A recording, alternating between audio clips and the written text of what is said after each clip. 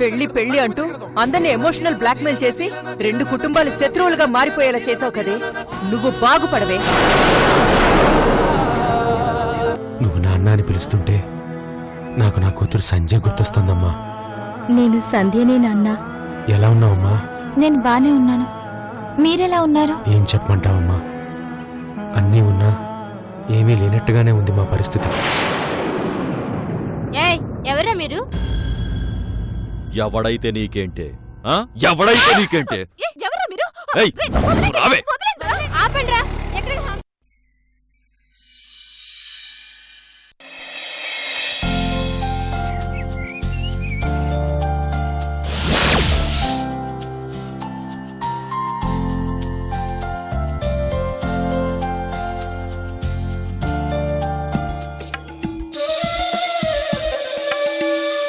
Excuse me. చెప్పండి. మీ madam గారిని కలవాలి. మీరెలా కూర్చోండి.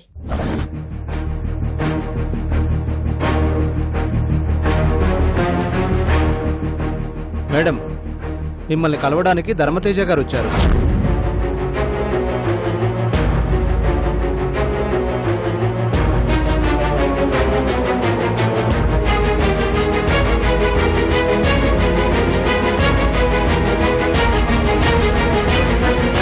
ఏం చెప్పమంటారు? బిజీగా ఉన్నానని చెప్పండి. అలాగే మేడం.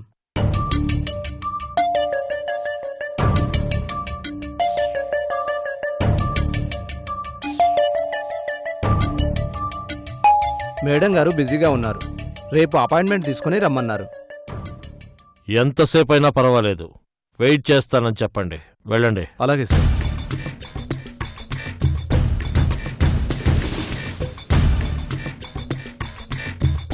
మేడం, ఎంతసేపైనా వెయిట్ చేస్తామంటున్నారు మేడం. సరే, లోపలికి పంపించండి. Okay madam. ఆఫీస్ వరకు వచ్చాడంటే ఏదో కొత్త మ్యాటర్తోనే వచ్చుంటాడు. సార్ రండి, మేడం గారు రమ్మంటున్నారు.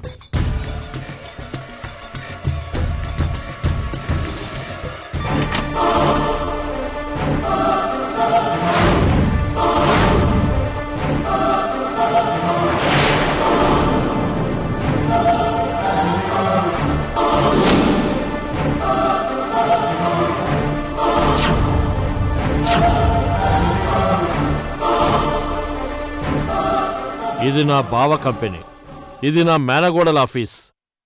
పర్మిషన్ తీసుకుని లోపలికి రావాల్సిన అవసరం, పర్మిషన్తో కూర్చోవలసిన అవసరం నాకు లేవు మిస్ సంజయ్.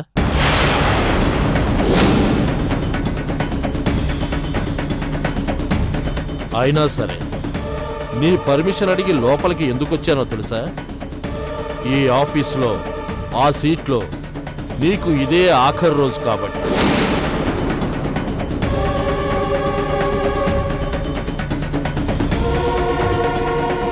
మాట్లాడుతున్నావు?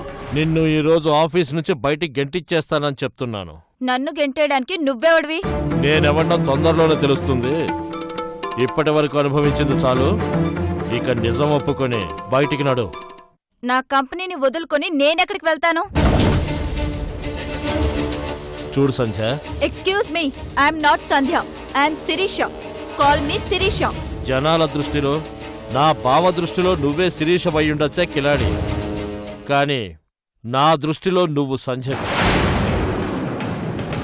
100% కన్ఫర్మ్. హలో, ఊరికే పేరు మార్చుకున్నంత మాత్రాన మా శిరీష అయిపోతావని ఎలా అనుకున్నావే?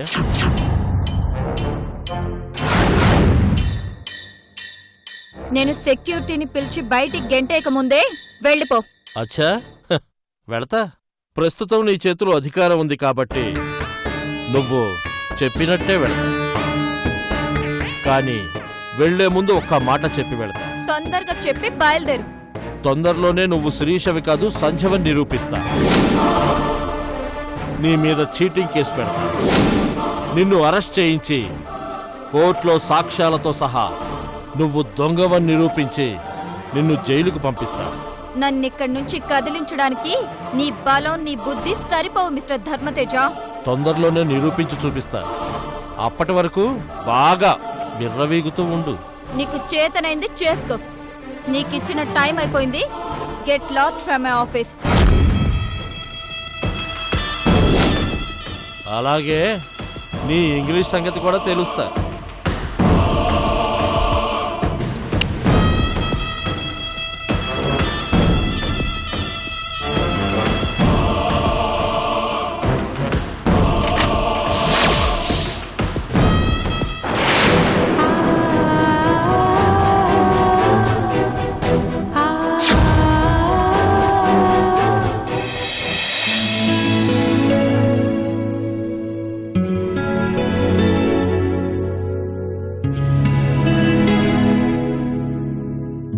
నమస్కారం బావగారు.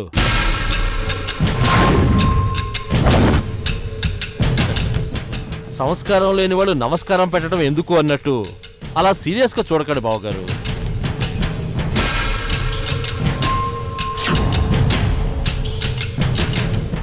తప్పులు మనుషులు చేయకపోతే మానులు చేస్తాయా చెప్పండి?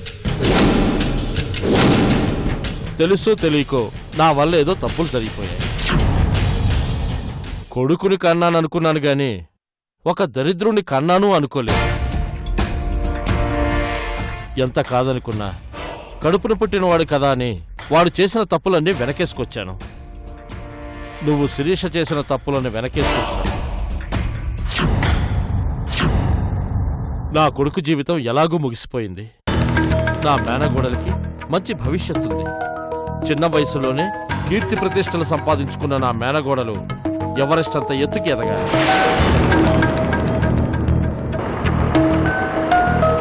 సముద్రం అన్నాక ఆటుపోట్లు, జీవితం అన్నాక ఒడిదుడుకులు ఇవి మామూలే బావా.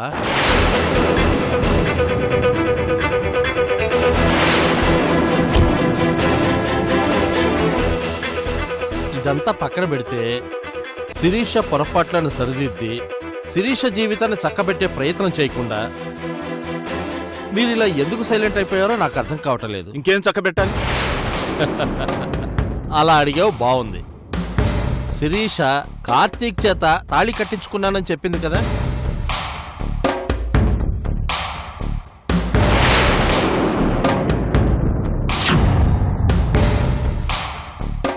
కార్తీక్ నా భర్త అని ఒప్పుకుంది కదా.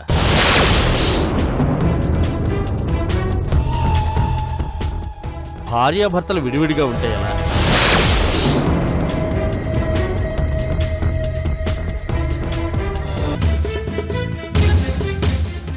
ఇద్దరి మధ్య దూరము దగ్గరవ్వాలి.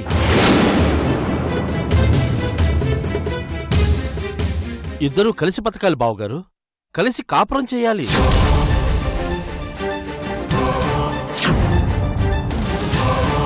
నీ కూతురు నీ అల్లుడితో సుఖంగా కాపురం చేసుకుంటూ ఇద్దరు బిడ్డల్ని కని సంతోషంగా ఉంటే నీకు ఆనందం కాదా?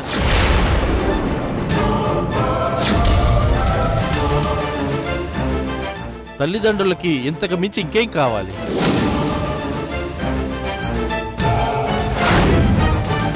నేను చెప్పిన దాని గురించి బాగా ఆలోచించండి. ఆలోచించడానికేముంది? నా కూతురు జీవితం ఒక ఒడ్డుకు చేరుతుందంటే అంతకంటే ఆనందమేముంది?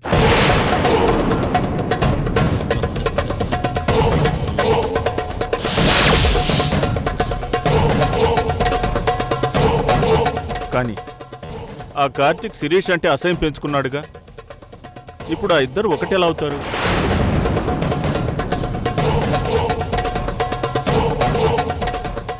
అవన్నీ నీకెందుకు బావా? నేను చూసుకుంటాను కదా. వాళ్ళిద్దరి మధ్యన అండర్స్టాండింగ్ నేను కుదుర్చుతాను కదా.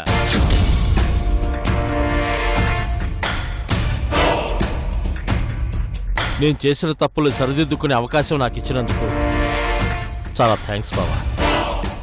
నా మేనగోడల జీవితం నేను చక్కదిద్దుతాను. ఇక నేను వెళ్ళొస్తాను బావగారు.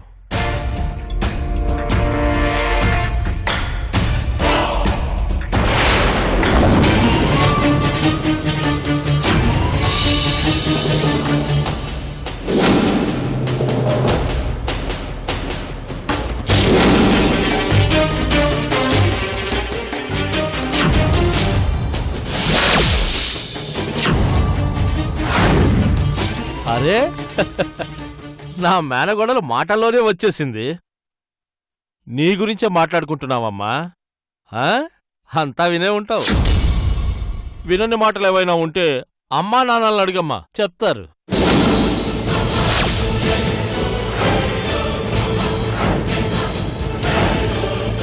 మొదలు పెట్టేశాను కోడలా.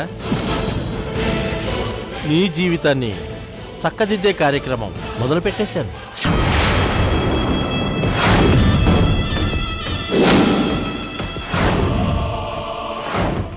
నీకు ఓకే కదమ్మా?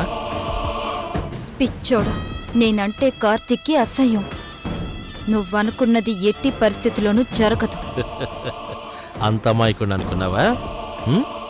అక్కడ కూడా స్విచ్ ఆన్ చేస్తాను. ఇక నేను బయలుదేరుతాను. బావగారు వెళ్ళొస్తాను. త్వరలోనే గుడ్ న్యూస్తో కలుస్తాను. వెళ్ళొస్తానమ్మా.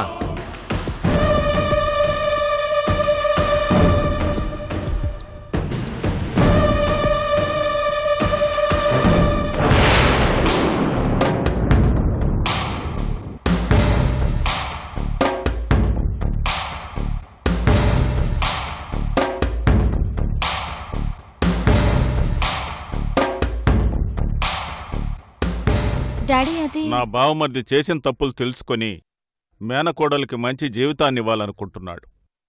అలాగే జరగాలని నేను కోరుకుంటున్నా. నువ్వు కూడా సిద్ధమవు.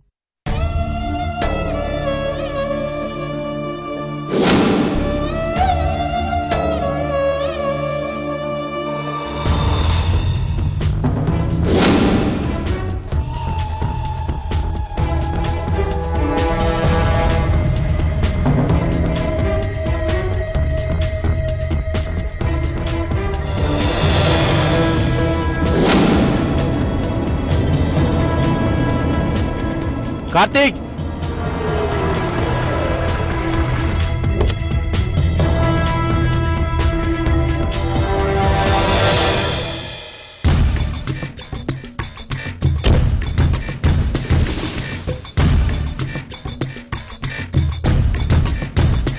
నీకోసమే మీ ఇంటికి వెళ్తున్నాను.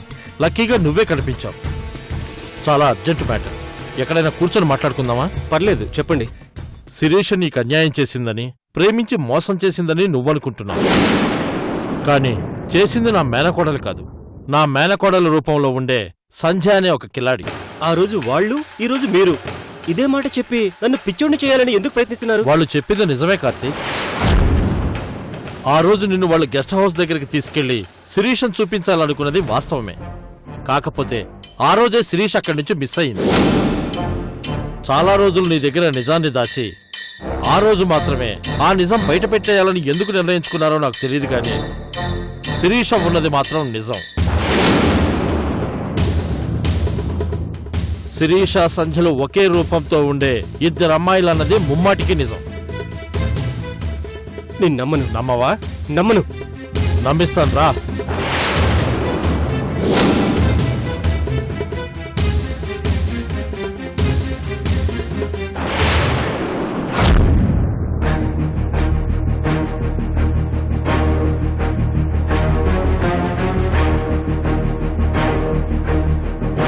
ఇది నీ శిరీష, నువ్వు ప్రేమించిన శిరీష, నిన్ను ప్రేమించిన శిరీష. మా బావ కృష్ణమూర్తి ఏకైక కూతురు, 100 కోట్ల ఆస్తికి ఏకైక వారసురాలు శిరీష.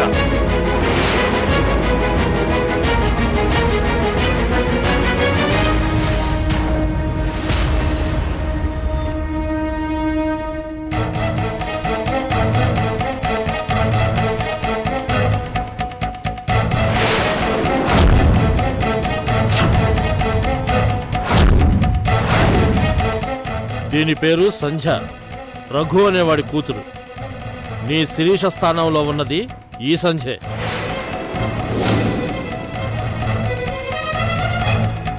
దీనికి కూడా ఒక మోస్తరు ఆస్తులున్నాయి, కానీ ఏ ఆస్తి దీని పేరున లేదు. ఇది బాగా జులాయి టైపు, పప్పు కల్చర్కి బాగా అలవాటు పడిన మనిషి. దీని క్యారెక్టర్ గురించి దీని తల్లిదండ్రులకు బాగా తెలుసు కాబట్టి ఇంకా దీని చేతికి తాళాలు గాని అధికారాలు గాని ఇవ్వలేదు. దాంతో ఈజీ మనీ కోసం అలవాటు పడింది. కోటీశ్వరులను ట్రాప్ చేయటం మొదలుపెట్టింది. కోట్లున్నవాడు కనబడితే చాలు వైఫైలా చుట్టూ తిరుగుతూనే ఉంటుంది. సంజయ్ అనేవాడిని పెళ్లి చేసుకోవటానికి సిద్ధపడింది కూడా డబ్బు కోసమే. మనమేమో దీని బ్యాక్గ్రౌండ్ తెలియక మన శిరీష్ను అనుమానించాం. మన శిరీషే ఆ సంజయ్ గారిని పెళ్లి చేసుకోవాలనుకుందని అనుమానించాం. ఇది ఆ మేజర్ విష్ణువర్ధన్ గారికి ఎలా పరిచయం అయిందో గాని వాడు ఇది కలిసి శిరీష్ అని కిడ్నాప్ చేశారు, టార్చర్ పెట్టారు. శిరీష ఆస్తిని 100 కోట్ల ఆస్తిని కొట్టేయాలని ప్లాన్ చేశారు. మా శిరీష కార్మికుల కోసం దానం చేయాలనుకున్న 100 ఎకరాల స్థలాన్ని కూడా లాక్కోవాలని వాళ్ళు ప్రయత్నిస్తున్నారు. ఆ ఆస్తి కోసం మా శిరీషను వాళ్ళు చంపేసినా చంపేస్తారు. ఇదంతా తెలిసిన మీరు మీ అబ్బాయిని దానికిచ్చి పెళ్లి చేయాలని ఎలా అనుకున్నారు? అప్పటికది సంజన మాకు తెలియదని చెప్తున్నాను కదా. నా కొడుకుని పెళ్లి చేసుకుని నా ఆస్తిని కూడా కాజేయాలని ప్లాన్ చేసింది. ఆ దేవుడి దయ వల్ల చివర్లో తప్పించుకున్నాం. మా శిరీష వ్యక్తిత్వం చాలా గొప్పది. మా శిరీష్ అయితే అలాంటి వెధవ పనులు చెయ్యదు. ఈ ఫోటోలేవో మార్ఫింగ్ అనుకోవద్దు, ఇవి ఒరిజినల్. ఇప్పటికీ ఇదంతా నిజమని నమ్మాలనిపించడం లేదు. ఎలా నమ్మిస్తానో చూద్దురా.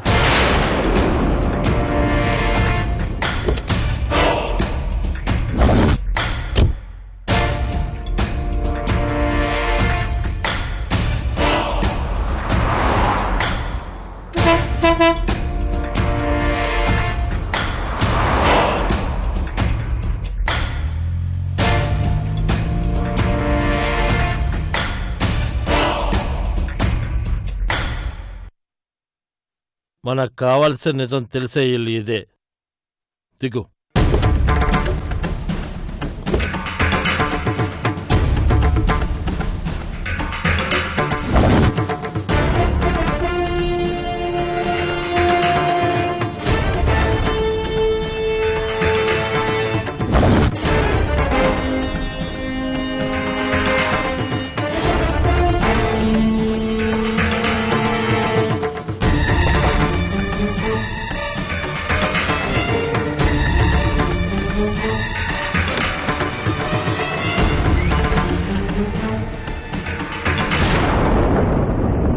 నమస్కారం అమ్మా. నమస్తే అండి. ఎవరు మీరు? మీ సంజయ్ విషయంలో చిన్న ఇన్ఫర్మేషన్ కావాలి. లోపలికి రావచ్చా? రండి.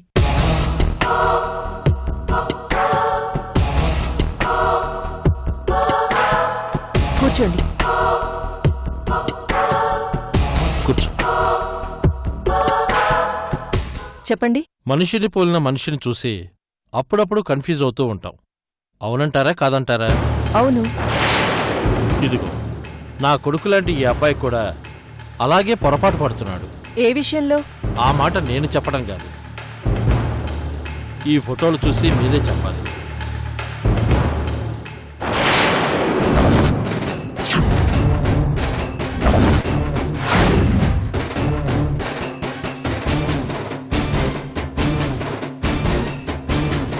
ఒకసారి వీళ్ళెవరో చెప్పండి అమ్మా. ఇంకెవరు? మా ఫ్యామిలీని పెద్ద విషాదంలోకి నెట్టేసిన శిరీష తల్లిదండ్రులు.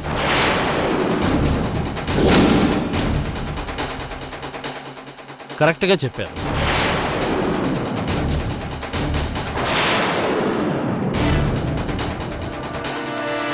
ఈ ఫోటోలో ఉన్న చూసి ఎవరో చెప్పండి మేడం.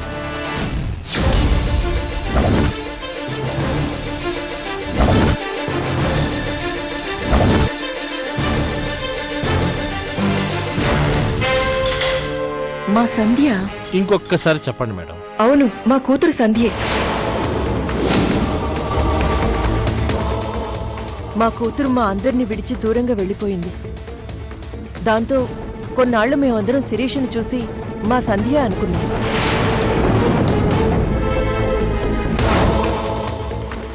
ఎందుకు దూరంగా వెళ్ళిపోయిందో మాకెవరికీ అర్థం కావడం లేదు. చాలమ్మా, ఈ మాత్రం ఇన్ఫర్మేషన్ చాలు.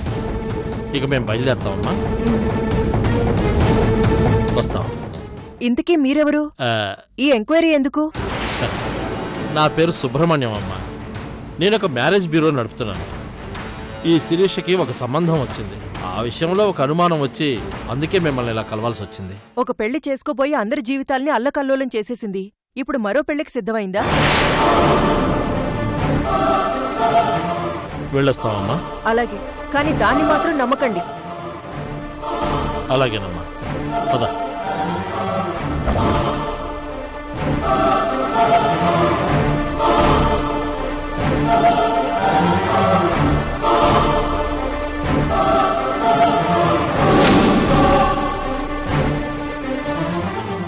కార్తీక్, నేను చెప్పింది నిజమని ఇప్పుడైనా నమ్ముతున్నావా? శిరీష వేరు, సంధ్య వేరు. నీ శిరీష స్థానంలో ఉన్నది వీళ్ల కూతురు సంధ్య. ఆ విష్ణువర్ధన్ సపోర్ట్ తీసుకుని ఆకాశాన్ని అందుకోవాలని చూస్తా. శిరీష తాలూకా ఎంపైర్ మొత్తాన్ని దోచుకోవటానికి కన్న తల్లిదండ్రులు కూడా వద్దనుకున్నా. ఇదంతా నీ దగ్గర నిరూపించడానికి ఎందుకు ప్రయత్నం చేస్తున్నానంటే బాధయ్యా. నా శిరీష కోసం నేను పడుతున్న బాధ. కొన్ని వేల మందికి అన్నదాతయ్యా మా శిరీష.